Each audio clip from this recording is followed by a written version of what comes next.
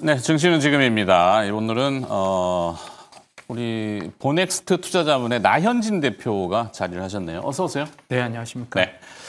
자, 기업 뭘로 할까요? 네, 오늘 첫 번째 특징주는요. 대덕전자 함께 점검해 보도록 하겠습니다. 오늘 장 초반부터 14% 넘게 급등하고 있는데요. 바로 삼성전자와 테슬라의 동맹 속에서 관련 수혜주들이 오늘 부각받으면서 삼성전기, 대덕전자 같은 종목들이 강세 보여주고 있습니다. 과연 현 시점 매력도는 어느 정도가 되는지 함께 측정해 보도록 하겠습니다. 네. 항상 시장은 어떤 현상이 나타나면 거기에 따른 이제 상상의 나래를 펴고 그거를 이제 우리 용어로 자주 쓰지만 내러티브, 막 서사를 씁니다. 삼성전자와 테슬라의 뭐 AI6 칩이죠. 뭐 어디에 쓰이고 뭐 막 이제 꿈을 펼치죠. 네. 그러면 이제 관련 기업 수혜주 얼마나 수혜가 되는지 또 리스트들도 막 돌아다니고 하던데요. 자, 일단 나현진 대표가 보시는 이 재료의 비중 먼저 보시고 그다음에 대덕전자로 가보죠. 네, 삼성전자에서 이제 테슬라 수주를 하게 되면 테슬라와 계약을 하게 되면서 AI6 칩에 대한 기대감과 관련 종목들에 대해서 이제 찾기가 월요일 이후부터 시작이 됐습니다.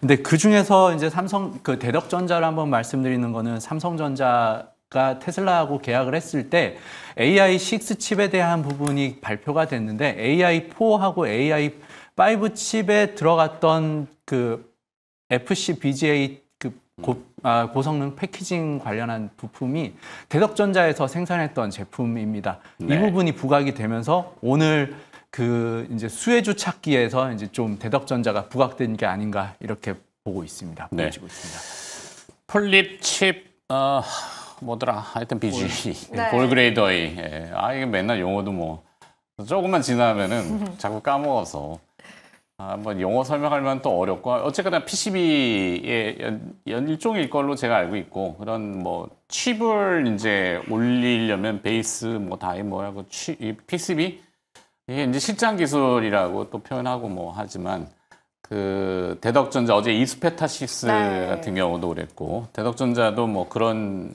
유로 굉장히 이름이 있었던 내공이 있는 기업인데 한동안 조용했잖아요. 네.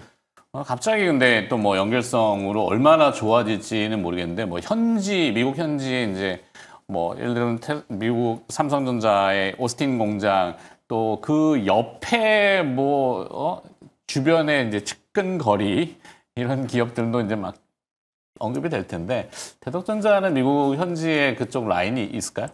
대덕전자는 22년도에 국내 그 대규모 투자를 했었던 기업이고 특히나 대덕전자가 오늘 부각을 받는 이유는 FCBGA, 그러니까 대덕전자가 하는 분야에서 세 가지 정도에 주목해 볼 필요가 있는데 첫 번째로 아까 이제 FCBGA 네. 관련한 분야에서는 22년도에 대규모 투자를 먼저 단행을 해서 이 부분에 대해서 선도적인 역할을 지금 하고 있습니다. 그 부분 외에도 DDR5 메모리 패키지에 들어가는 수출이나 아니면은 이제 관련된 그 매출은 계속해서 증가를 하고 있고요. 그리고 AI 가속기에 들어가는 그 멀티 레이어드 보드라는 분야까지 네. 이제 세 가지 분야를 다 갖추고 있는 상황입니다. 그 강점이 좀 오늘 또 이제 주가의 강세로 나타나고 있는 상황이고요. 이제 이 세 분야에 대해서 이제 그 아까 처음에 말씀드렸던 FCBGA 같은 경우는 테슬라 향으로 자율주행 차량이나 뭐 여러 가지 휴머노이드 로봇에 들어갈 수 있는 그 칩에 대한 그 보드 패키징 고성능 패키지에 들어가는 부분인데 이 부분에 대해서 이제 대덕전자에서 레퍼런스를 보유하고 있다는 점이 주목을 받고 있는 이유가 되겠습니다. 네. 이 세 가지 분야가 전부 다 성장을 하는 분야에 다 한해서 있기 때문에 이 부분이 좀 주목을 받고 있고요. 특히나 이제 FCBGA나 DDR5에 들어가는 패키지에 관련해서는 계속해서 성장을 보여주고 있는데 그 멀티 레이어드 보드라는 이제 AI 가속기에 들어가는 분야는 아직까지는 시작 단계에 불과한 상황이고 25년, 26년까지 해서 상당한 매출 성장세가 예상이 되고 있습니다. 이번 2분기에도 45억 정도 그리고 3분기에 한 80억 이상 되는 매출이 나올 예정으로 나타나고 있어서 이 분야는 이제 새로운 그 대덕전자의 새로운 먹거리가 되지 않을까 이런 부분까지도 주목해 볼 필요가 있어 보입니다. 뭐 장기간 소외됐던 전기전자 업종의 일부 뭐 부품주가 오르는 거는 긍정이라고 볼 수 있어요. 대덕전자는 그동안은 많이 관심권에 언급됐던 기업은 아닌 걸로 기억되죠. 맞아요. 그래서 대덕전자를 보유하고 있던 분들 같은 경우에는 마음고생도 심했을 것 같고 네. 뭐 2차 전지부터 방산, 조선, 원전 다 이슈가 나오는데 우린 언제 주목받을지 좀 오래 견뎌내셨을 것 같아요. 근데 저는 네. 감히 전일도 혼자 명상을 하면서 고민을 했는데 이제는 진짜 반도체가 다시 부각받는 시점이 올 것 같다. 특히 파운드리 관련된 분야까지 함께 부각받을 것 같다는 생각을 혼자 했었거든요. 그런 점에 있어서 대덕전자는 지금 당장 삼성전자와 테슬라 간의 계약으로 관련 수혜주로 부각받고 있는 것도 있지만 이 기업 자체의 모멘텀도 좋아질 거라고 보거든요. 네. 이 금리 인하 시기에 IT 전방 수요도 살아날 걸로 기대가 되고 있기 때문에 여기에 대한 내용이 선반영되기 시작할 수 있는 시점이 올 거라고 보고 오늘 리포트가 또 나왔어요. 목표 주가까지 상향하는 리포트가 나왔는데 고객사도 추가가 되고 있고 2026년부터는 본격적인 실적 성장이 기대가 된다라고 이야기하고 있기 때문에 대덕전자 또 함께 오르고 있는 삼성전기 같은 기업들 계속 주목해야 한다고 생각합니다. 네, 다 풀어주셨네요. 네. 공감하십니까? 예, 그렇습니다. 그리고 이제 대덕전자 같은 경우는 목표가 상향 리포트도 많이 나오고 있는 상황인데 32,000원 정도 제시가 됐습니다. 그런데 이 주가에 대해서 좀 더 오버할 수도 있다는 가능성이 보이고 있는 부분은 23년도에 최고 주가 39,000원 정도까지 기록을 했습니다. 근데 이 부분에서 현재 한 23,000원 정도 수준에 있는데 반해서 이제 기대되는 매출액이나 영업이익선에서는 23년도를 훨씬 뛰어넘을 것으로 지금 그 연말까지 했을 때 이제 예상치가 나오고 있는 상황이어서 이 부분을 봤을 때는 바로 정고점이었던 이제 월봉으로 정고점이었던 한 39,000원 정도 선까지는 아니어도 최소 그 목표가로 제시되고 있는 32,000원 정도 선은 충분히 넘어갈 수 있을 것으로 예상이 되고 있습니다. 네. 그 시장 용어로 이제 또 빈집털이 이러잖아요. 네. 어감은 그런데 그러니까 뜻은 결국에는 여기는 장기간 조정을 받다 보니까 지쳐서 떨어져 나간 썩은 매물들은 정리가 되고 집이 비어 있다. 약간 깨끗하다. 뭐라고 표현해야 되는지 모르겠는데 그렇게들 얘기해요. 딱히 주인은 없는 것 같고 주인이라는 게 대덕전자는 주인이지만 네. 그러니까 수급이 이렇게 막 몰려 들어와 있지 않기 때문에 조금 녹록하게 주가 올라가는 데는 수월할 거야라고 추측하거든요. 어떻게 생각하세요? 2차 전지 이야기할 때도 저희가 계속 빈집 이야기를 했잖아요. 네. 뭐 세제 개편안으로 많은 분들이 뭐 9월을 기점으로 해서 다른 많이 올랐던 섹터에 있어 차익 매물이 나올 거다라고 굉장히 우려하고 있는 분위기도 있는데 오히려 이럴 때일수록 그냥 이슈 없이 오르는 게 아니라 근거가 있고 개선에 대한 기대감이 들려오고 있다면 반도체는 오히려 그런 부분에 대한 연말 하락에 대한 우려감 없이 좀 담아갈 수 있는 섹터이지 않을까라는 생각이 듭니다. 그러려면 이제 주가를 상승하는 당위성, 튼튼한 버팀목, 이거는 이제 실적일 거예요. 실적은 대충 어떻게 가늠되고 있나요? 지금 대덕전자 같은 경우는 올해 이제 나올 실적은 매출액 한 9,600억 이상 정도 수준 예상이 되고 있고요. 네. 영업이익은 230억 이상 정도 예상이 되고 있습니다. 이 부분에 대해서는 지금 올 1분기에 적자를 보였던 부분에 대해서 이제 미리 그 원재료 수급적인 문제나 환율 문제 정도에 대한 영향을 받았기 때문에 1분기에 좀 실적이 안 좋았던 상황인데 2분기부터 호조되면서 이제 그 흑자 전환을 이루었고요. 그리고 이제 아까 말씀드렸던 MLB나 DDR5 같은 분야, 그리고 FC, BGA 관련한 분야의 세 가지 분야 모두 성장이 매출 증가와 성장이 예상이 되고 있는 상황이어서 올해는 목표하고 있는 영업이익 순이나 이제 매출액 정도 수는 충분히 달성 가능한 정도 수준으로 보고 있고요. 네. 대덕전자의 3분기부터 실적 관련해서는 이제 좀 입증이 되고 있는 그 상황으로 기대되고 있습니다. 시가총액이 1조, 그러니까 투자 의견은 그러면 어떻게? 네, 투자 의견은 매수 관점으로 말씀을 드리고요. 지금 시가총액이 1조 한 1,000억 정도를 좀 넘어 있는 상황입니다. 네. 그럼에도 불구하고 한 3만 원 정도까지는 충분히 가능한 상승 여력 보유하고 있는 기업으로 판단합니다. 업사이드는 한 30% 그래도 가까이 되네요. 네. 관심 있으세요? 네, 전 반도체 단순히 그동안 제가 대장주만 본다. 대장주를 어제 명상을 통해서 막 이쪽은 파운드리가 이제 잘 될 거야. 뭐 장비 업체들도 봐야 돼. 막 맞아요. 그래서 지난주까지는 저는 대장주만 사자 주의였는데 네. 이제는 소부장을 매수하기 시작해야 하는 시점이라고 생각하고 실제로 그 전략이 필요하다고 보고 김유정 있습니다. 아나운서 늘 사요. 네. 늘 매수만 있는 우리 김유정 아나운서. 네. 한 주씩 그 측후병이라 그럴까요? 관찰병처럼 네. 이렇게 보내놓죠. 네. 과연 이게 모니터링을 해야 뭐 시장을 알 테니까 네. 방송용이니까 뭐 그 오해하지 마시고요. 굉장히 소액으로. 자, 두 번째 기업으로 갑시다. 네. 두 번째 기업은 오늘 2차 전지 내에서 삼성 SDI 함께 살펴보도록 하겠습니다. 삼성 SDI. 네, 오늘 삼성 SDI가 7% 넘게 상승하고 있는데요.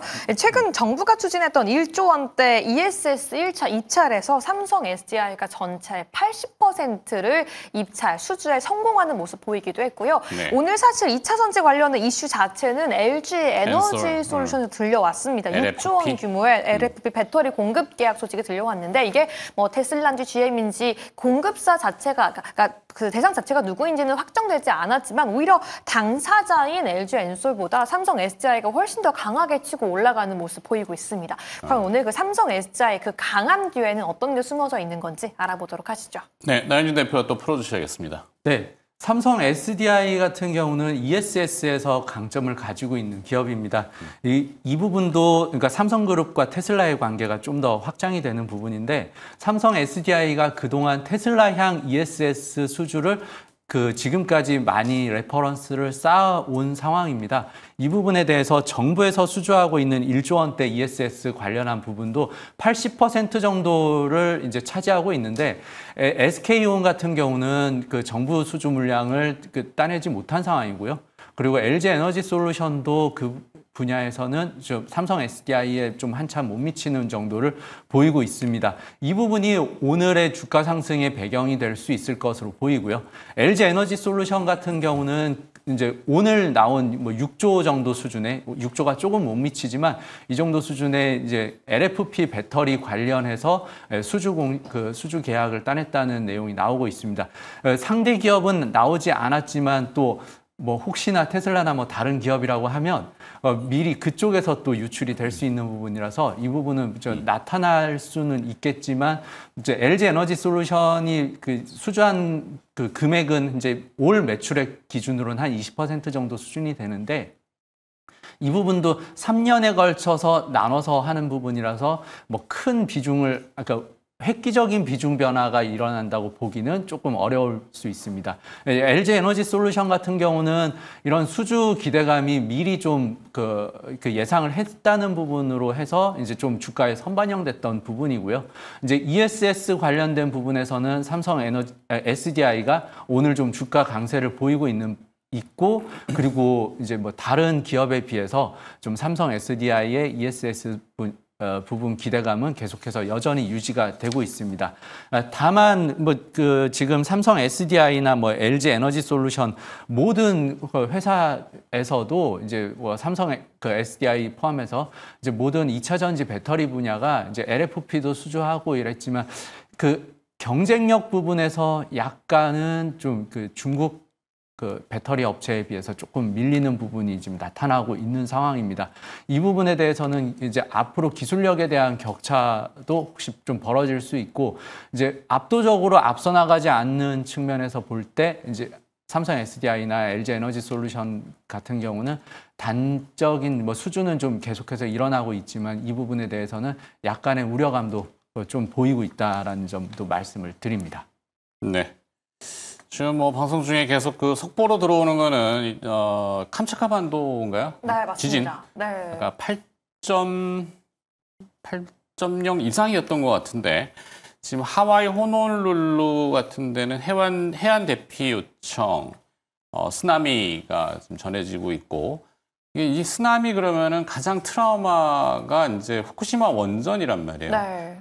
사실 후쿠시마 원전의 쓰나미 지진 영향으로 이 전력이 차단돼서 냉각수 공급이 안 됐거든요. 그러면서 이제 노심이 녹는 멜트다운 현상 때문에 애를 먹었는데 그게 이제 비상 전력망이라면 사실 ESS를 굳이 갖다 붙일 건지는 좀 모르겠지만 아까 얘기했던 내러티브하게 서사를 쓴다면은 우리나라도 지금 이제 원전 뭐 수출뿐만이 아니라 재가동, 재개 또 뭐 이런 에너지 대책들이 나오잖아요.